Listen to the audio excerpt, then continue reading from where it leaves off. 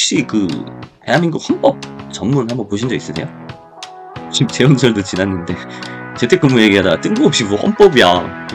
헌법이라는 게 회사의 브랜드 가치 체계랑 비슷한 것 같아요. 그러면 일단 재택근무를 해서 해 말아야 대한 판단을 해야 되는데, 그 판단 기준 또한 회사의 브랜드 가치 체계를 기준으로 하는 정체성과 지향점에 부합하는 혁신 목표를 가지고, 그 혁신 목표를 달성하는 데 필요한 서포트적인 요소로서 재택근무가 어떤 역할을 할 것인가, 그러니까 재택근무를 통해서 얻고 싶은 게 명확하지 않으면 우려점이 더 커 보일 수밖에 없어요. 실질적으로 진행이 되고 있다는 사실, 이게 더 중요한 거기 때문에 일단은 단계적으로 시작을 해가면서 재택근무라는 제도에 집중하기보다는 같이 다른 업무 혁신적 요소들을 전체적인 큰 틀에서 구성을 해서 같이 시너지를 내면서 끌고 가면서 보완하고 계속 수정하고 계속 직원들하고 이야기하고 피드백 받아가면서 완성시켜 나가는 방향. 안녕하세요. 워크플레이스 아키텍트 이정석입니다. 알고 보면 재미있는 사무환경 이야기, 지금 이제 재택근무 관련해서 이야기를 해보고 있는데요.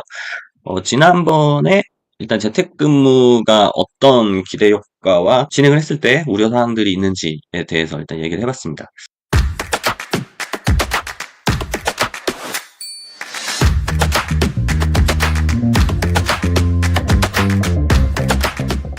그래서 결론은 이게 장단점이 아니라 기대 효과와 우려점이다 보니까 재택근무를 해야 되냐 말아야 되냐 판단하기가 녹록지 않다.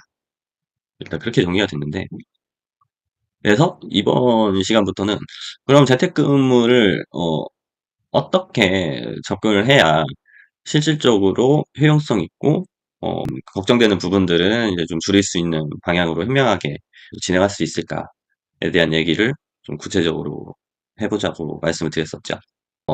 오늘은 그 얘기에서도 가장 기본이 되는 부분을, 결국에는 재택근무를 할 것이냐 말 것이냐, 우리 회사는 어떻게 할 것이냐, 이걸 이제 결정을 뭘 기준으로 할 것인가에 대한 부분입니다. 혹시 대한민국 헌법 전문 한번 보신 적 있으세요? 지금 재헌절도 지났는데 재택근무 얘기하다가 뜬금없이 뭐 헌법이야. 그죠? 근데 저는 이 헌법이라는 게 회사의 브랜드 가치 체계랑 비슷한 것 같아요. 미션, 비전, 핵심 가치, 거기에 기반한 어떤 행동 규범까지 있는 것들도 있죠.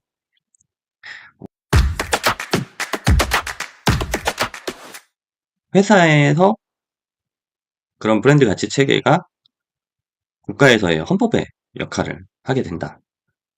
비유하자면 그래요. 네. 그 헌법을 보시면은 좀 내용이 추상적이에요. 구체적인 규칙을 담고 있지 않습니다. 다만 이 나라의 정체성이 무엇이고, 그래서 이 나라가 어떤 방향으로 운영돼야 하는지 근본적인 원칙을 제시를 해요.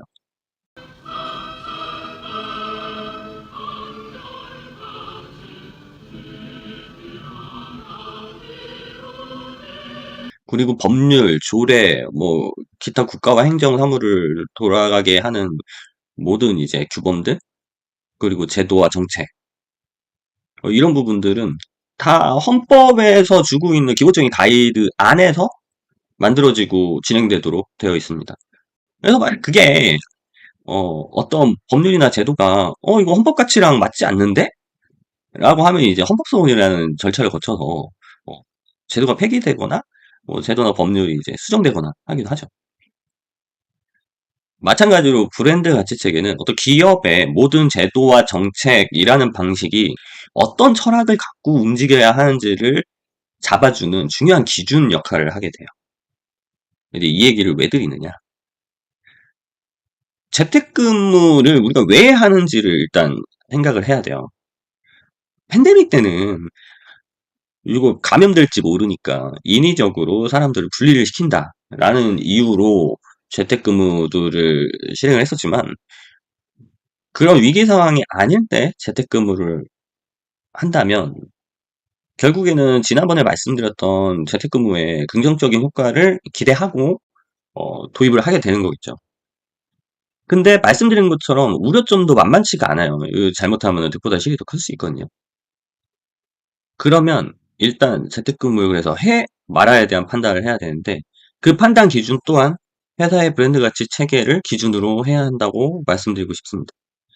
그러니까 그 브랜드 가치 체계는 우리 회사는 어떤 성향과 어떤 정체성을 갖고 있고 어떤 식으로 일해야 해라는 방향을 주기 때문에 재택근무라는 일하는 방식이 우리 회사가 요구하는 방향과 부합하는가 혹은 우리 회사가 지향하는 방향을 실현시키는 과정에서 재택근무에 어떤 기대효과적인 측면들이 도움이 될 것인가를 보고 판단을 해야 되죠. 그러면 자연스럽게 우리는 우리의 브랜드 가치 체계에서 추구하고 있는 목적을 달성하기 위해서 어떤 목표를 두고 재택근무를 도입해서 그 내용들을 서포트를 해야겠다.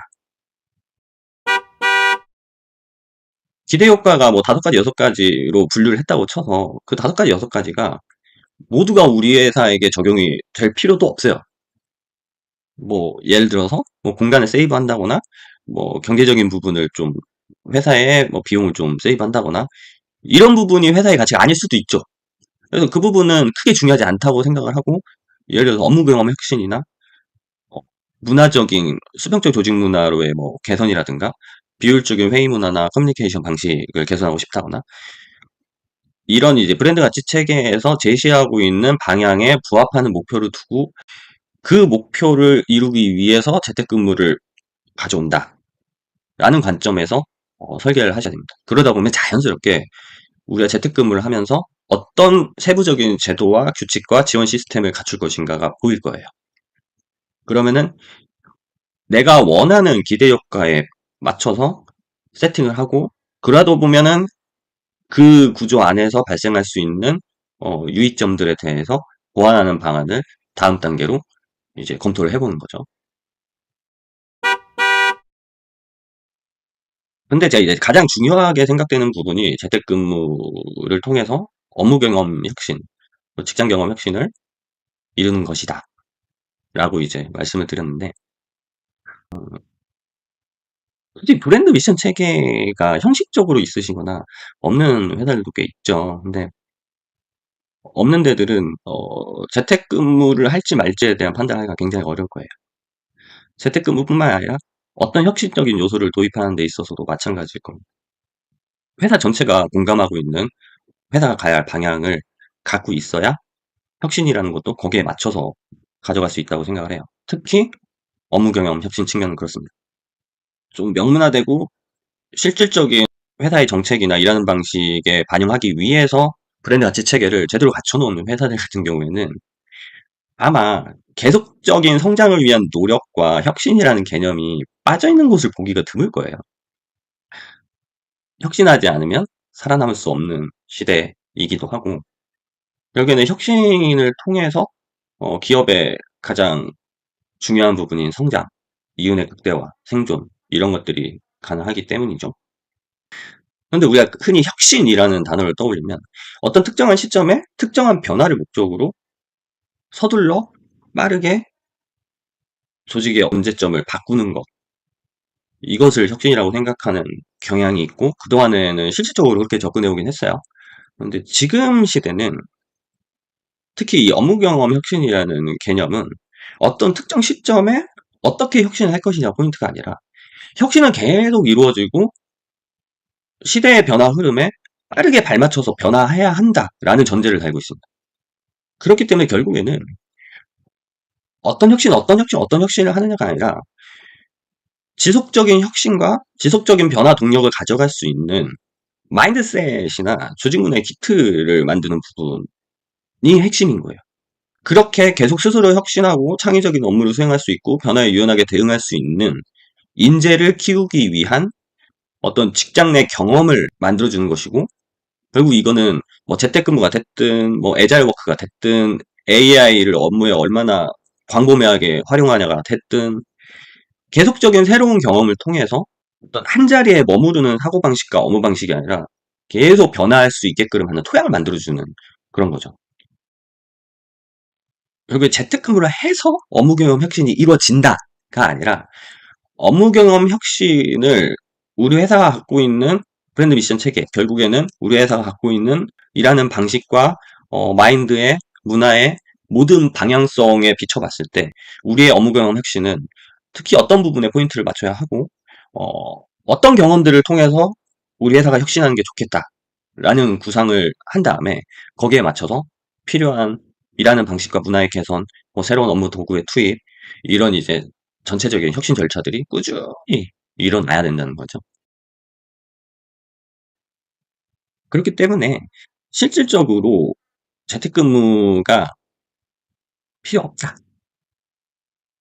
이런 조직은 사실 저는 좀 위험할 수 있다라는 생각이 들어요. 음. 물론 다른 방식을 통해서 업무 경험 혁신을 가져올 수는 있습니다.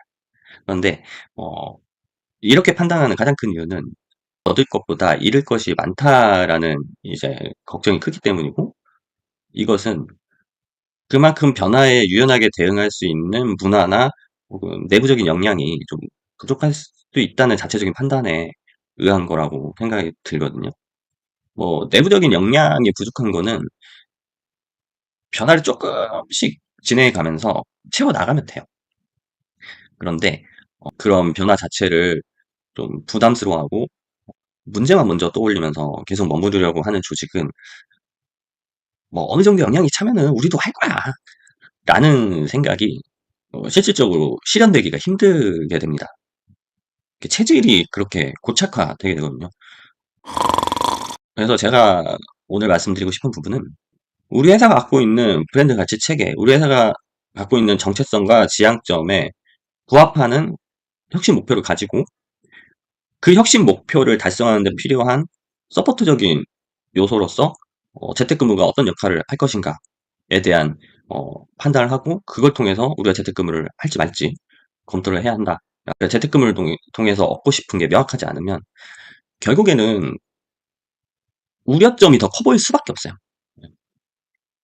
그렇기 때문에 우선은 우리의 앞으로의 방향성에 집중을 하시고 그걸 통해서 재택근무를 판단하고 다른 업무 경험 혁신적인 요소들에 대해서도 같이 판단을 해서 그런 혁신 요소들이 부작용을 최소화하면서 다 같이 시너지를 내며 직원들의 경험과 일상화된 혁신을 끌고 갈 수 있도록 구조화된 설계를 하는 것이 중요하다. 이 말씀을 좀 드리고 싶습니다.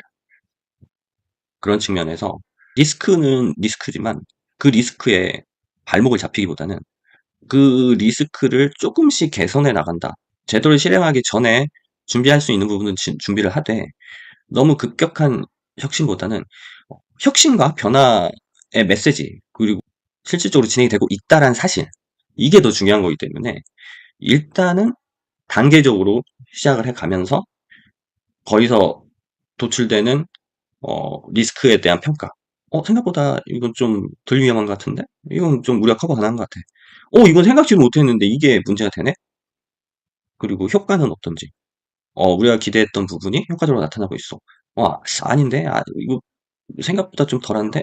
좀 제도의 강도를 높여봐야 되나? 아니면은 다른 보완 요소를 투입해야 되나? 이런 판단들을 하면서 좀 서서히 오히려 재택근무라는 제도에 집중하기보다는 같이 다른 업무 혁신적 요소들을 전체적인 큰 틀에서 구성을 해서 이들을 조금씩이라도 같이 시너지를 내면서 끌고 가면서 보완하고 계속 수정하고 계속 직원들하고 이야기하고 피드백 받아가면서 완성시켜 나가는 방향. 이것을 기본적인 방향으로 삼고 접근하시기를 추천드립니다. 오늘 드린 말씀이 굉장히 추상적으로 느껴지실 수도 있지만 가장 기본적인 전제라는 부분을 꼭 말씀드리고 싶어요. 헌법 내용 보면 헌법만 가지고 우리나라가 안전한 나라, 잘 사는 나라, 행복한 나라가 될 수 있을 거라고 누구도 기대하지 않을 겁니다. 결국에는 헌법이 지향하는 가치를 뒷받침하기 위해서 진행하는 이제 입법 과정, 정책 제안 과정, 그리고 그것들의 실행 과정, 그리고 이것들이 실질적인 우리나라의 모습을 만들어 가듯이 브랜드 가치 체계라는 기준점을 두고 실질적인 정책과 행동들을 만들어가는 것이 순서다. 그게 1차적인 기준이고 동시에 가장 기본적이면서 중요한 요소일 수 있다라고 말씀을 드리겠습니다. 그리고 그 다음 단계는 어떻게 가야 할지 또 다음 영상에서 좀 다뤄보도록 할 텐데요. 지금 오늘은 어떻게 보면 재택근무보다는 업무경험 혁신이라는 개념을 어떻게 끌고 갈 거냐에 대한 말씀을 많이 드렸는데, 좀 더 재택근무에 좀 그 포인트를 맞춰진, 구체적인 또 기대 효과를 높일 수 있는 방법이나 우려점을 좀 낮출 수 있는 방법들에 집중을 해서 좀 살펴보도록 하겠습니다. 감사합니다.